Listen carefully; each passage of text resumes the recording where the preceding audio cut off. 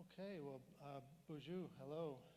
Um, my name is Nick Rio, and I'm really happy to have been invited to come to your campus today. This is my first time visiting.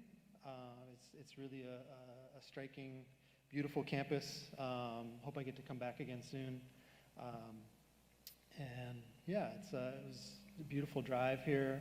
I live in, I live about an hour and a half south of here, and was greeted with a white, snowy trip here late April. Typical Vermont spring, I guess. Yeah, I'm really honored to be with you today and to share some thoughts on Earth Day, share some of my thoughts about the environmental movement and in respect to Indigenous peoples. I'm Anishinaabe, so more specifically Ojibwe, so that's an indigenous group from the Great Lakes region. I was raised in the northern suburbs of Detroit. That's where I spent my childhood. So I have connections in the Detroit area, connections in northern Michigan through my tribe, and then I've been living with my family in the more sort of central zone of the Wabanaki Confederacy territories in central Vermont for about 10 years now. So it's also really nice to be in a little more northern portion of Wabanaki territories up here where the northern Abenaki bands have taken such good care of these mountains in this place.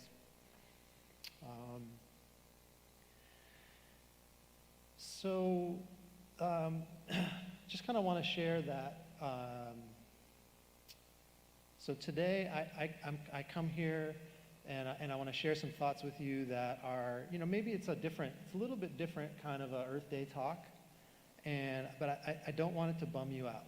So it can be, we might go a little bit, it might feel a little uncomfortable, it might feel a little dark, but I just want you to know that the thoughts that I'm sharing are really in a spirit of just trying to do better, of trying to be generative, and trying to think about how to take care of each other and how to take care of our planet, and really with love in my heart. All these words in this visit, it's with love in my heart. But yeah, it might feel a little bit different than a typical Earth Day talk. So oftentimes on Earth Day, what we'll focus on are reflecting on all the positive impacts that the environmental and conservation movements have had on our planet and the good work that's been done. And these types of reflections are certainly important and warranted. But it's also important to push one another to do more. And so, the overall intention of my talk today is to expose what I would refer to as like a collective blind spot in the environmental movement and in the conservation movement. But again, I do this with the aspiration of pushing us to do more and to do better together. And so to cut right to the chase, just so you kind of know where I'm heading here, the issue that I'm raising in this talk is that the U.S. environmental movement, or the U.S. conservation movement, which is different and older, and the environment movement within and beyond the United States have consistently had negative impacts on tribal governments and indigenous peoples. From the early days of conservation, under the guidance and leadership of notable figures like John Muir and Edward Abbey that we've all heard about, to the signing of major federal environmental laws in the United States in the 1960s, 1970s primarily, to climate change activism today. All of these different phases have eroded tribal sovereignty in their own ways and created numerous preventable harms for indigenous peoples. Arguably, this is because these movements have really not come to terms with the ongoing impacts of settler colonialism or the everyone for themselves cutthroat style of capitalism that sort of drives our economy. And so without doing their own work to understand and dismantle these forces, environmentalists and environmental institutions unknowingly feed into settler colonial structures and harm indigenous peoples. So that's the sort of gist of what I'm getting at. And what I want to do is go through, make this point by exploring three different forms of what I'm referring to as toxic environmentalism. Now, there's more than these three forms, in my view, but these do illustrate, they kind of illustrate the different ways that environmentalists and environmental institutions have created preventable harms for Indigenous peoples. And so the first form or example, I'm going to call it toxic preservation. And so this is looking closely at the establishment of the national park system, the land conservation movement, and wilderness preservation in the United States and really beyond. And so I'm just going to start with a quote and sort of let it speak for itself, but you'll understand why I'm bringing it up here in a minute. So the quote is from the Wilderness Act of 1964, which sort of defines wilderness from a federal policy standpoint as recognized as an area where the earth and its community of life are untrammeled by man, where man himself is a visitor who does not remain. Okay, that's directly out of the U.S. Wilderness Act of 1964. Now, the U.S. conservation movement has its roots in the mid-1800s when early American transcendentalists and naturalists began to see for the first time the limits of Western expansionism. The advent of the steam engine and railroad infrastructure rapidly spread settler populations and extractive enterprises from coast to coast. It's happened really fast. And the conservation movement aimed to preserve what was perceived as the remaining wonderlands, as they were called, full of unique natural features, places like what we now know as Yosemite National Park, and then later focusing on wilderness, thinking of them as areas that are and should be free of human presence. So we can thank these 19th century Americans for our national park system, and if you've visited national parks like Acadia, other places, gosh, they're just amazing. Other protected areas sort of flowed after that, and the conservation movement in general. We can thank these early leaders for those movements and those protection of those places. But the establishment of the national parks and other protected areas is problematic in ways that are rarely discussed. The lands in question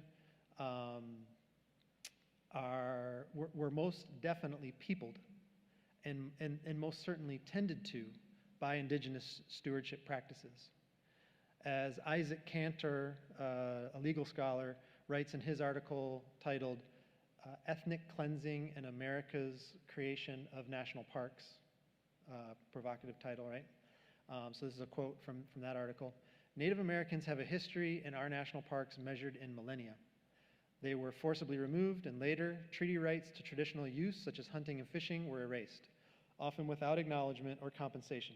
Immediately after these removals, the parks were advertised as a showcase of uninhabited America, nature's handiwork, unspoiled.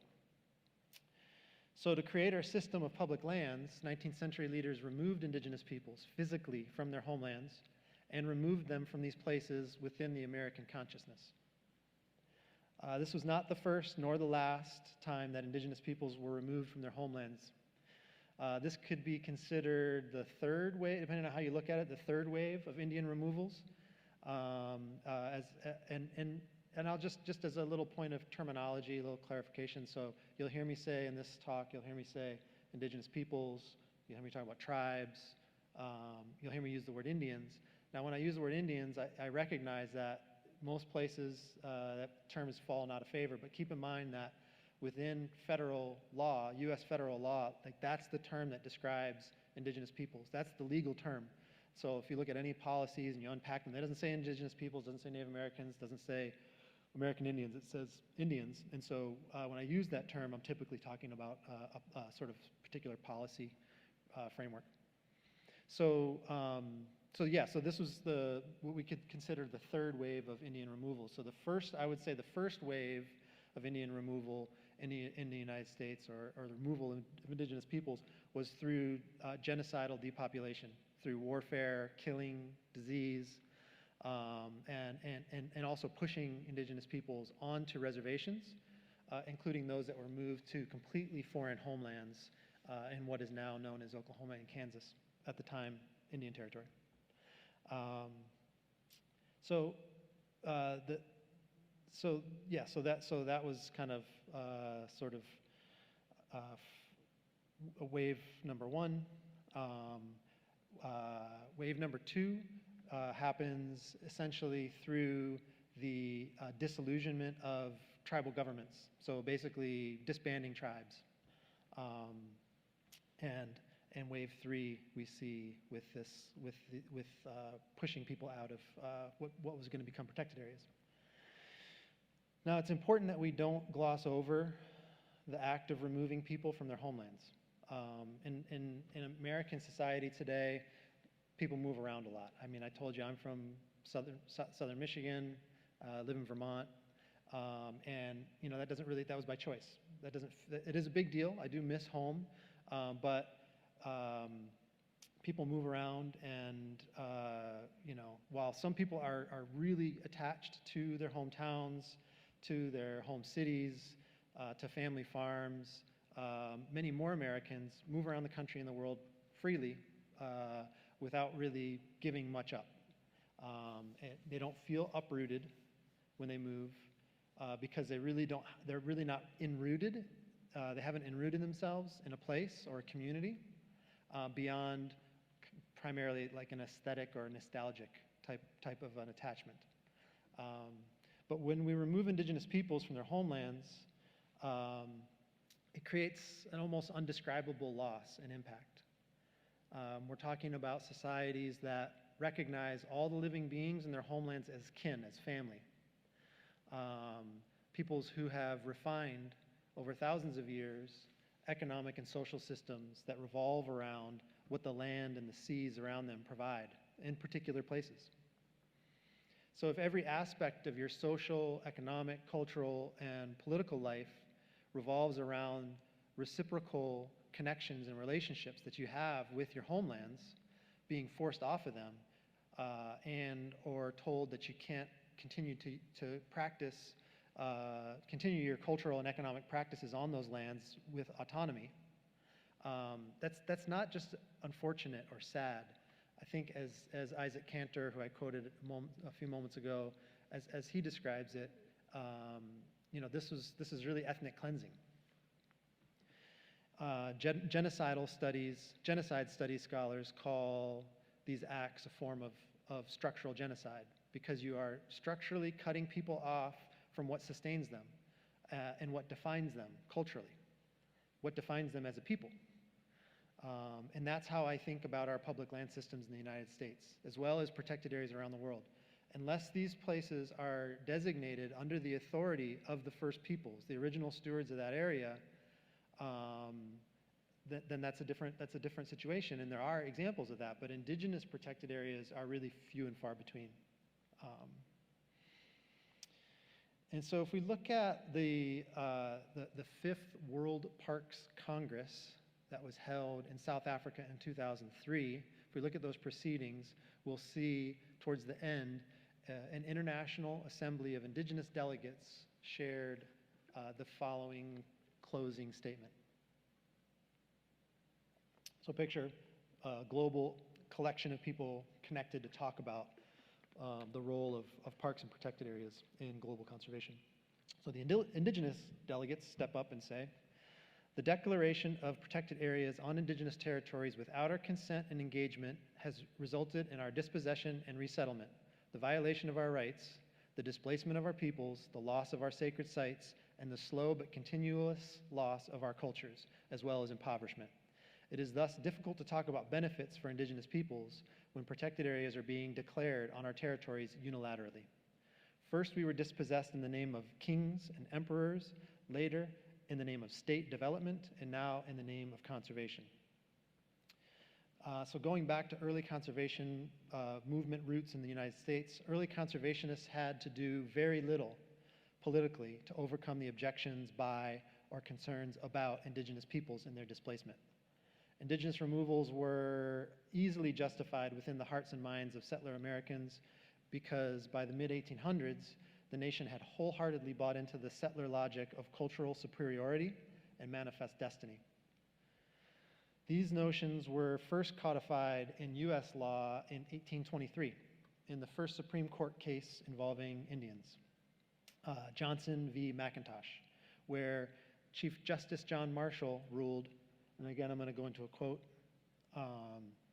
on the discovery of this immense continent, the great nations of Europe were eager to appropriate to themselves so much of it as they could respectively acquire. Its vast extent offered an ample field to the ambitious and enterprise of all, and the character and religion of its inhabitants afforded an apology for considering them as a people over whom the superior genius of Europe might claim an ascendancy. Wow.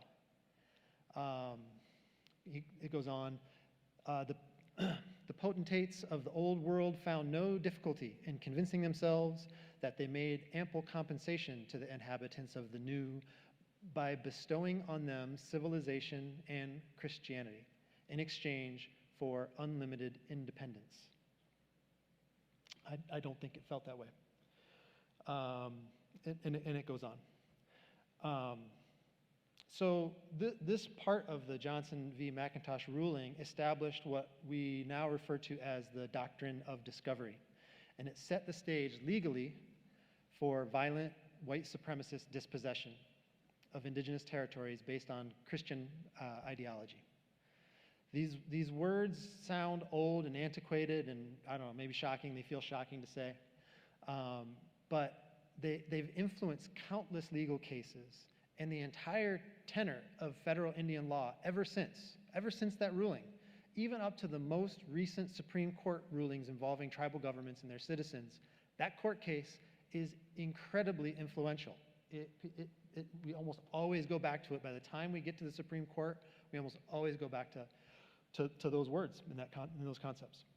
Now, one of the defining aspects of settler colonialism is the elimination of the native to make room for permanent settlement by colonists. Elimination starts with war, killing, and removal, and then continues on through other forms such as cultural and economic assimilation, religious conversion, sterilization, being written out of mainstream education, etc.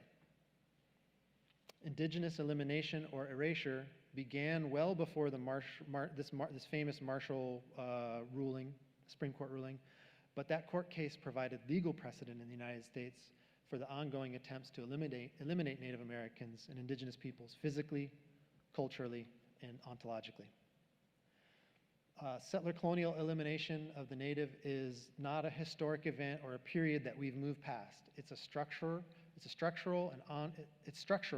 and it's ongoing. And as you'll see from my next examples, this is something that the modern environmental movement participates in fully. So the second example I want to talk about is the type of environmentalism that some people might call ecotage. It's basically like anti-poaching activism or land and marine conservation activism.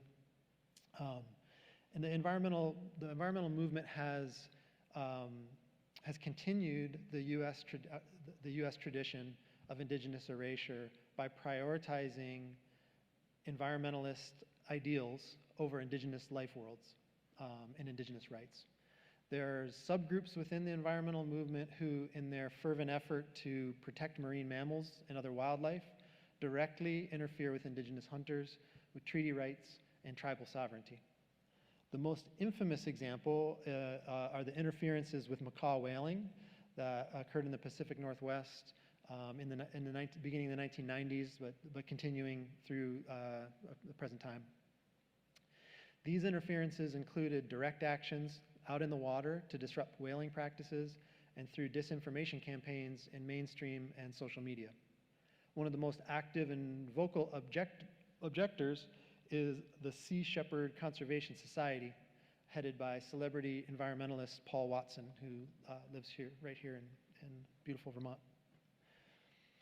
Sea Shepherd leverages the rhetoric of the organized anti-Indian movement, the same movement that fights against Ojibwe treaty rights in the Upper Great Lakes and that blocked recognition of Abenaki fishing rights here in Vermont and in New Hampshire. Anti-Indian activists antagonize with slogans like "Save a whale, kill a macaw," or "Save a walleye, spear an Indian."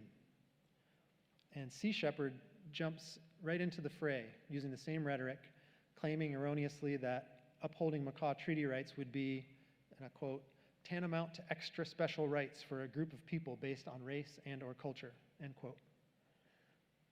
Anti-Indian activists mobilize this same argument in their quest to terminate tribal governments and to abrogate treaties.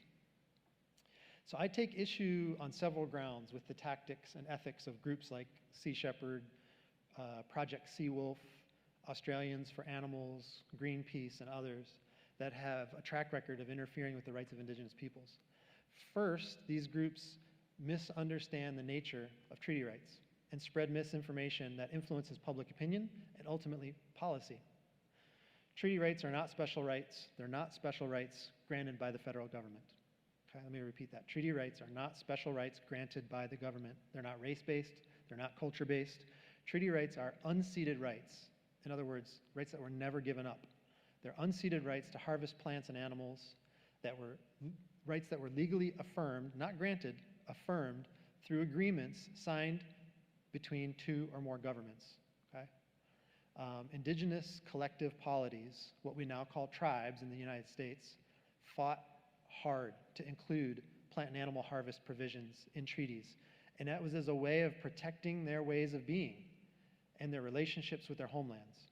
Calling treaty rights race-based or special rights are both misnomers. Tribes are governments, and their rights are collective rights, not individual rights. And tribes are collective polities. They're not racial groups and they're not racial categories. And the rights have nothing to do with that. Second, these groups often claim that treaty rights should only be valid if hunters and fishers used the technology from the era when the treaties were signed, and that use of modern technologies is not traditional and so shouldn't be allowed. Now, you won't find any references to permissible technologies in the treaties. What the signers were trying to protect wasn't a particular way of hunting, it was a way of life. They were trying to protect their relationships, their ways of making a living, and the connections that they have to their lands and waters. And they wanted to perpetuate that into the future so that their great-great-great-grandchildren could have similar relationships with the land, not similar relationships with a bow or anything like that. So to bring home that point about kind of what modern treaty hunting looks like and kind of the point of it, I'd like to show a clip of a short video. And this video comes from a website that I highly recommend. There's other resources on there. Focus on the Great Lakes where I'm from, but I think that you'll get some things out of it. And it's called theways.org, theways, plural.org. So if we could just start that video, we'll just watch about 3 minutes of it.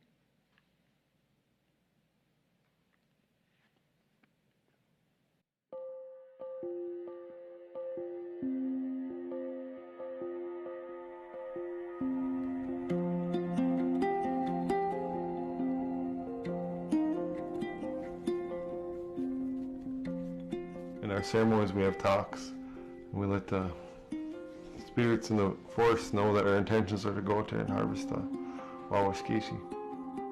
My name is Biskakwane. I am a hunter from Lac du Flambeau. I hunt for the health of my family, and I hunt for the health of my community. After that deer presents himself to us and gives us that shot, we ask for forgiveness for taking this life, and we also speak of how it's going to benefit our loved ones and our family through the feasting and the usage of its hide and its wias, its meat.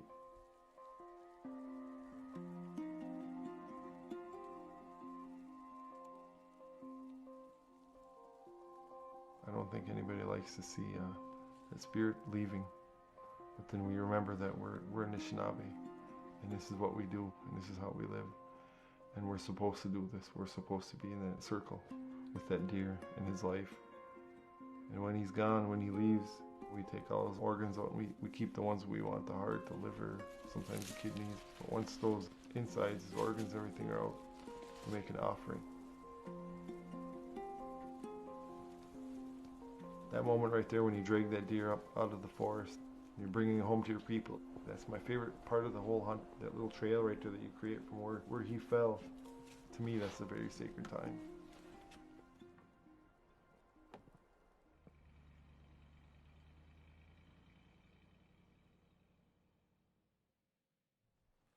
When a person has the ability to hunt, part of that responsibility of hunting is sharing your harvest with the people. We get to hide, and then we get all the different cuts of meat. And everyone else cuts of meat, somebody would like it. There's an elder that likes the neck. I have another friend of mine. He likes the ribs, you know. A lot of people love the tenderloins and the hindquarters and the shoulders. We save the hoof sometimes. And so there's a lot to use on a deer. That venison, that wawashkishi wias, there's medicine in there. And all the stuff that we don't ingest today, all the natural things, the grasses and all the medicines that grow on the earth, wawashkishi, he eats that. We eat him, and he gives that to us. So we want to spread that medicine to our community and our elders and give them that original food.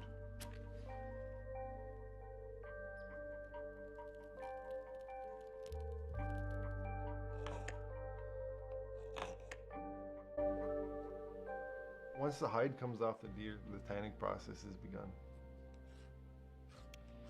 Okay, so what we see in that video, even if we just cut the volume off and we watch, I tell you that this is a treaty hunter from northern Wisconsin. If you just look at the imagery, what you see is an individual dressed like the way I would dress on a normal day, blue jeans, driving a SUV, hunting with a high-powered rifle, and that doesn't square with what a lot of people understand as like how. Tim, do you mind if we stop the video? Sweet, thanks. That doesn't square with what a lot of people envision when they think of Native American hunter. But what I'm trying to share here is that, and what Piscakane shares in that film, that short film, is that for Indigenous hunters, for treaty hunters in the United States, the point of that activity is to be participating in something. So for Ojibwe folks like myself, we understand that every being, every species, whatever you want to call it, has gifts that they offer the rest of creation. We all have different gifts, and what they're participating in is accepting the gift of that meat and the other things that the deer provides, accepting that, and then in exchange, having to reciprocate by trying to take good care of the deer's home and habitat, and by trying to engage with them in a respectful way. It's not about how you do that. It's in terms of the technology you use or the clothing you wear or what have you. It's about the way you conduct yourself, the way you make use of those gifts. So whether we're talking about macaw whalers, Ojibwe deer hunters, or Abenaki fishers, a big source of conflict is that tribal and non-tribal groups understand things like tradition, subsistence, respect, and even land very differently. We use the same words, but we mean very different things. And so our differences can become incommensurable because we're using the same language and we don't realize that we really mean very different things. Each group's understanding of key values or ideas is based on their own worldview, the way that they understand how the world works and the place of humans in that world. But that's where the political dimensions of this issue come into play, because there's a power dynamic underneath it all. And so when you've got one group that has significantly more political and economic power than another in any society, that more powerful group is never forced to see things from the other group's perspective. Their culture is the standard by which everything is evaluated and arbitrated. So you don't really have to think about other worldviews. Many heated conflicts have occurred over settler residents' perceptions that the actions of treaty hunters like Piscataqui, or fishers or whalers are not traditional, or not respectful, or they're not necessary any longer. But respect, tradition, and necessity are all context-specific and culture-specific ethical concepts. So whose system of ethics should be the basis of our evaluation of whether someone is being respectful? And I can demonstrate my point with a very simplified example. So let's say that you and I are from very different cultural backgrounds, and I come over to your house and attend a family dinner. Let's say I do something that your family considers disrespectful, and later you call me out on my behavior. Maybe I get defensive because in my heart of hearts, I don't think I've done anything disrespectful. You know, from my own cultural vantage point, I've conducted myself with the utmost respect toward your family. But in this instance, what system of ethics or whose morality should we use to determine if someone's being disrespectful? In other words, disrespectful based on whose values? Okay, and the same could be said for trying to evaluate what a macaw whaler is doing from your own sort of worldview and ethical framework. So the last critique that I have of these groups like Sea Shepherd and Greenpeace is that they fail to acknowledge the root causes of the conservation crisis that they are all about addressing. So they never really implicate the twin engines of settler colonialism and capitalism that are the major drivers of unsustainable practices and environmental degradation. They seem very willing to target indigenous actors who have limited power to defend themselves. And so to me, that kind of feels like cherry picking minimal gains towards their conservation goals, because it'll lead to some gains. If you stop indigenous hunters from killing whales, it'll lead to it'll make some progress towards your conservation goals. But I think it misses the root causes of the issue. And so when people claim that treaty rights, or organizations claim that treaty rights are special rights, or that they're no longer valid, or that they are not valid because the people enacting them don't look traditional enough, these are continuations of ongoing settler colonial structures of indigenous erasure and elimination. The third and last example that I want to share with you today of a form of toxic, what I'm calling toxic environmentalism, is associated with climate change activism and some of the rhetoric around climate change, both climate change activism and research. So the mainstream of the environment. So that last example that I discussed, you know, that's not really the mainstream environmental movement. I mean, there's a lot of people that are involved in that and that, you know, give money to Sea Shepherd and other organizations, but it is really, it's a subset of the environmental movement. But the mainstream of the environmental movement at this time is very much focused on reducing global greenhouse gas emissions and addressing global climate change.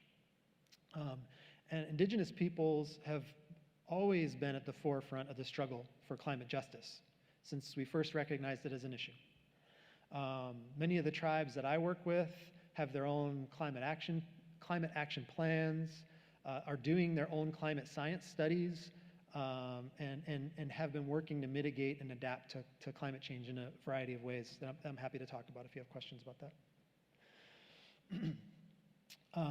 But I have an issue with the rhetoric used by environmentalists and also climate scientists because of the implications for indigenous peoples. And the first type of rhetoric that I want to critique is the trope concerning the vulnerability of indigenous peoples to climate change. So if you do a quick search within mainstream media, on your internet browser, or within the academic literature, and you use keywords in your search like indigenous or Native American or tribes and climate change, 90% or more of what you'll find is solely and squarely focused on vulnerabilities and impacts. And this is problematic because, well, for two reasons. First, is that it's another form of erasure, because these articles give Indigenous peoples, they recognize no agency for Indigenous peoples. Like, Indigenous peoples are taking no actions. They're taking nothing into their own hands. They can do nothing and are doing nothing to control their own destinies, the way that these articles are framed. And so this form of erasure is particularly dangerous because these narratives have the potential to and do shape public opinion and public policy. And I really don't want public policy to be framed around the idea that Indigenous peoples are helpless victims that need to be rescued or saved by the next, I don't know, whatever, organization or appropriations bill. That's not going to result in positive outcomes for tribes. And certainly it's not going to result in self-determined outcomes. The second form of rhetoric that I have an issue with is the rhetoric of urgency. I saw it on my way into work today. There's signs, I live in a little town of Thetford, and there's signs kind of around town about the climate crisis, the climate emergency. I passed people with holding signs in our square, our town center square, because it's Earth Day, urging us to be, fighting now for climate action. And so we've all heard these types of messages, and basically what they predict is that the worst imaginable outcomes are right around the corner, and those are typically characterized as apocalyptic in nature. And excuse me for one second. So now, while I understand and I don't refute what climate science tells us about the need for urgency, okay, I'm not arguing that. The issue here is that, as legal scholar Sarah Krakoff reminds us in her essay on radical adaptation, Indigenous peoples need to be empowered to chart their own paths into this unprecedented future. And if we force policy action too quickly without accounting for the need for tribes within these conversations, if we don't account for creating space and time and resources that tribes need to do their own climate planning, take their own climate change actions, then we're further eroding tribal sovereignty and leaving it to people who know little or nothing about Indigenous nations to make decisions for them. So clearly you can tell, so I've gone through these sort of three different forms of what I'm calling toxic environmentalisms. So clearly what you can take from this is that I'm critical of the environmental and conservation movements in the United States. I don't personally consider myself an environmentalist, and I don't spend much time these days supporting environmental organizations. I used to more. I do very little of that now, and it's because I just see these repeated patterns of toxicity towards Indigenous peoples, and I see these organizations ignoring Indigenous peoples and also causing preventable harms. I agree with environmental organizations and the overall movement that we need to take better care of our planet, but I think that we also need to sort out how to do that while also taking better care of one another, and keeping issues of justice in mind. So with that, I want to share a few suggestions for transitions within the environmental movement that I think are necessary, and that I think would be helpful and would make me maybe want to get more involved personally. So I kind of refer to these as honorable environmentalisms. So the first one is taking responsibility. And this takes a couple different forms that I'd like to talk about. The first is taking responsibility for our own education about Indigenous perspectives, about Indigenous priorities, politics, and histories, and taking responsibility to learn the hard and uncomfortable truths, not just cherry picking what we find interesting about Native peoples. To do this, I recommend reading Indigenous authors of both fiction and nonfiction. And if you ask an Indigenous knowledge holder to come to your organization and help out with something, or to come to a class, or what have you, if you invite an Indigenous knowledge holder to work with your organization, don't expect them to come for free, and don't be cheap. You know, we pay attorneys giant fees for consultations based on what they've learned in their 3-year degrees and their professional experiences. But we're not willing to pay Indigenous knowledge holders parallel fee structures when they carry many generations of communal knowledge that exceeds what any individual professional can really learn in a lifetime. And then the second thing you could do in terms of taking responsibility, or organizations could do, and individuals, is to take responsibility for assessing your organizational history and your practices from the perspective of Indigenous peoples. So, you know, like say you work for a university or an NGO. Think about the arc of that organization and what it has done or not done with and for Indigenous peoples, and think about it from the perspective of those peoples. This is considered, we call this perspective taking. Okay, so try to take on the perspective of these Indigenous actors and do a sort of self-evaluation, and doing that is really an important form of critical thinking, and I think can help make a big difference. Okay, the second form of honorable environmentalism that I think would make a big difference. This is big and multifaceted, but I want to talk about making space for Indigenous peoples, making space in 3 ways: physically, politically, and ontologically. So physically, what that looks like, I think, is returning or rematriating lands, and really thinking big about what is possible within what is now kind of referred to as the land back movement. So if you ever see people with hashtags or shirts or signs that says land back, okay, that's what we're talking about here. And this is a really tough one for people, because so much of our national culture is wrapped up in private property and land ownership, and the value of that, and the importance of that, and how that factors into the American dream. But it's right here in this realm, this idea of making space, physically making space for Indigenous peoples to thrive and to have autonomy. That's where we can primarily begin to make amends for the crimes that have been committed against the first peoples of this continent. And then the other thing to remember, I know it's really, you know, I talk to people about this a lot, and it's like, it's a real stretch for people to think about figuring out ways to increase tribal land ownership and land tenure, and to give land back. You know, but just remember, we don't take it with us when we go, okay? So I'm fortunate to own a little piece of land in Thetford, and, you know, maybe I pass it on to my kids, maybe I don't, but I don't take it with me when I go, and it's not in my sort of plan of intergenerational wealth accumulation. Like, when I pass, and the land is still there, and it'll be there, and different people will live there over the years. It used to be an Abenaki family that grew potatoes, or a group of families that grew potatoes on that hill, and like, wow, and now I'm there. How cool is that? I don't need to hang on to it forever. Okay, so making space physically. The other way is making space for Indigenous peoples politically. And there's several ways that we can do this. One is by respecting tribes as governments and as rights holders, not lumping them in with stakeholder groups.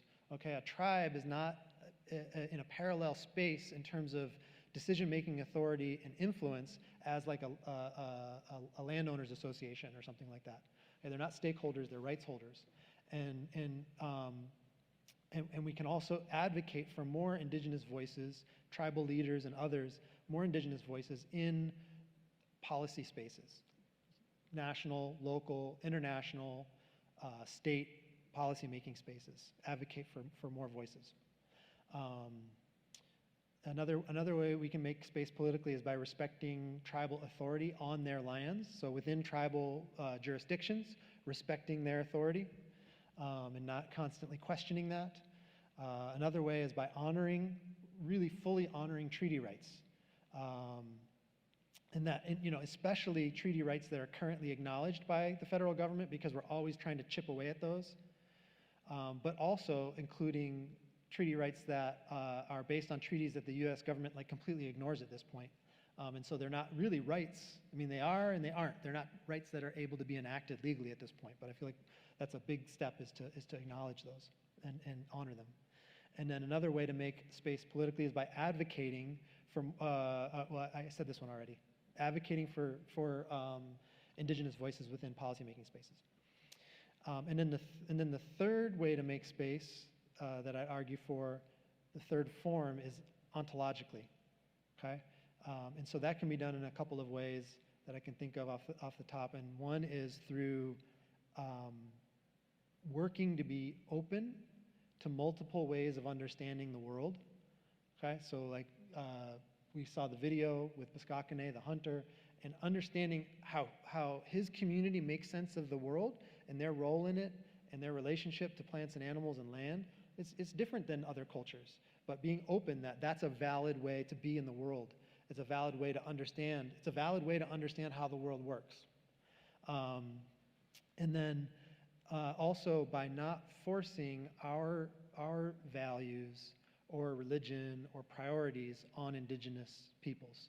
So, pursuing whether it's in the environmental movement or in some other space, pursuing our priorities and desires for the future shouldn't have to impact tribal sovereignty and Indigenous futures. Okay? One doesn't have to squash the other. I think that they can coexist. So those are a few recommendations looking forward. And at this point, I just again want to say thank you for having me. And if folks have any questions or things that you want to talk about, I think I've saved enough time that we can have some dialogue. So thank you.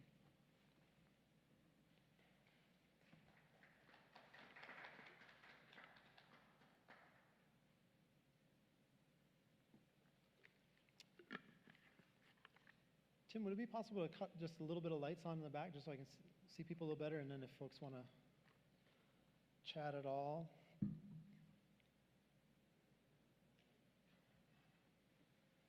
Awesome. So does anybody have any comments or questions or things that you'd like to talk about? Anything that those provocations got you to thinking about that you'd like to discuss at all? Anything you'd like me to, we got a little bit of time, anything you'd like me to unpack a little bit further, or?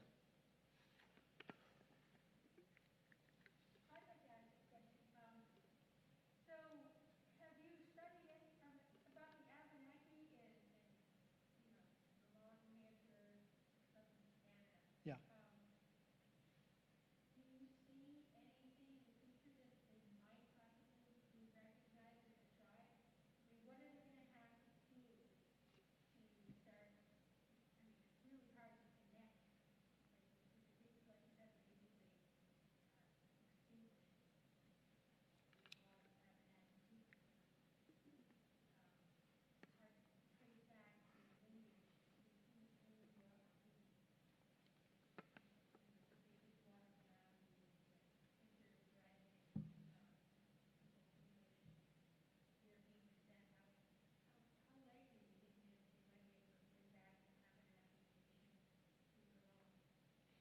Yeah, so I'll just kind of paraphrase, because that way I know this is being recorded and for the live stream so people can hear it. So the question is about the prospects for political recognition for Abenaki in and beyond Vermont, basically. And, I'd say that so first of all, there are state recognized tribes. Okay, so they're recognized by the state of Vermont. There's the state of New Hampshire recognizes a handful of Abenaki bands as well.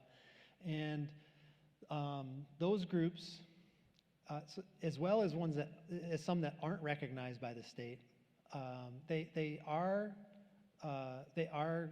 legitimate governments and longstanding communities that continue, right? They have elected officials, they have the structures that are recognizable as modern tribal governments.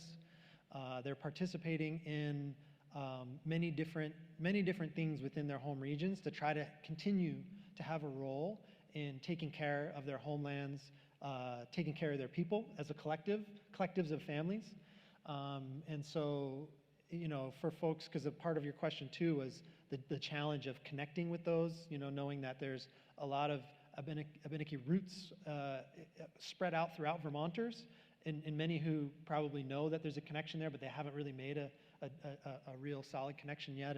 And I would say that for that side of things, it's really about showing up and participating. And so, you know, for folks who know that they have Abenaki connections or other Wabanaki connections or other tribal connections from different regions in their families, but they haven't really been able to connect with that, it really does come down to showing up and participating in things, doing it as humbly as you can, you know, showing up and doing whatever's asked and just being there is the best way to connect. It's not through genealogical research and family trees and all that. It's really showing up and talking to people and doing that more organically and making sure that people know you and that you want to participate and contribute. In terms of, and then in terms of federal recognition, well, there is a federally recognized band in Canada of Abenaki, at least one.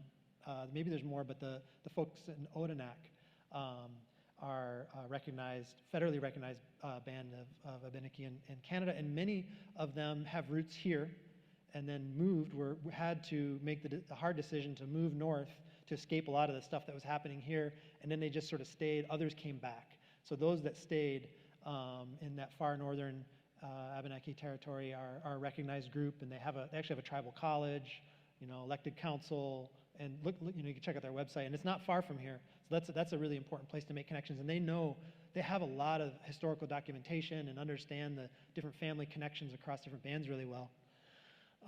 And then in terms of federal recognition in the U.S., it's really, really challenging, and it's because the federal government, doesn't matter what administration, Democrat, Republican, whatever, there's a strong aversion to increasing the number of recognized tribes.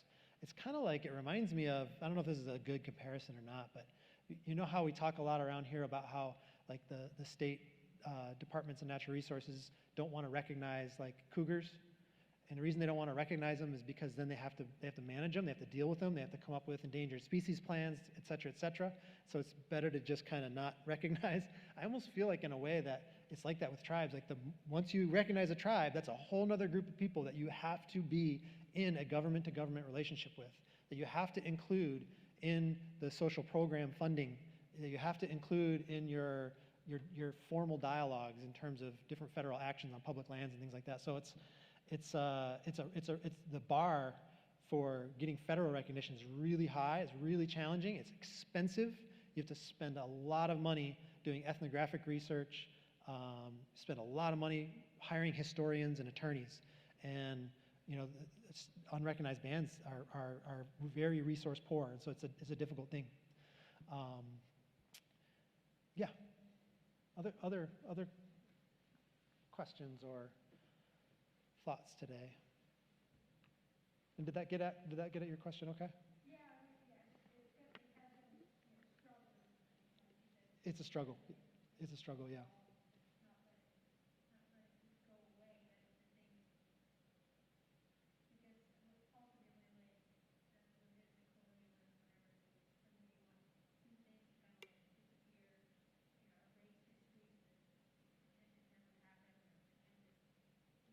Yeah, and there's lots of, yeah, totally, and so then she's saying that you know, basically we need to do things to make sure that we're not participating in this erasure, and you know, there's a lot of things that we can do, you know, in our day-to-day interactions. I regularly hear people talk about Indigenous peoples from this region just in the past tense, and it's really important that we counteract that by talking about people in the present tense, you know, talking about the presence of Indigenous peoples here, inviting Indigenous peoples to participate in different community activities. In our local schools, oftentimes we'll take November and we'll do like a Native American Heritage Month thing, and you know, God bless teachers. because we work hard. Public school teachers, K through 12, work so hard, but we're really failing at bringing Indigenous perspectives into our curricula, and it's actually really not that. I mean, it's hard to fit anything into a curriculum, but there's lots of creative ways to bring Native people into the classroom, to bring Native authors into our reading lists, to bring Native filmmakers into our watch lists, and to have discussions. And I think one of the things that I always challenge educators, particularly non-Indigenous teachers, to do is to just be open about what you don't know. I mean, that's a really important teaching philosophy and technique, is to just open up your ignorance on certain things. We don't know everything, but we can talk about things that we aren't experts on in our classrooms. We don't have to have prescripted answers to all the questions that students might come up with. That's not realistic. So we can go into areas where we're really ignorant. We just need to have some structures in place to give us support, and there's a lot of stuff out there. There's lots of things where you've got like the video I showed. Again, it's not from this region, but resources like that oftentimes are built with teaching guides, so people who don't know a lot about that can just engage and lead discussions with students, look at resources, and try to learn some things together.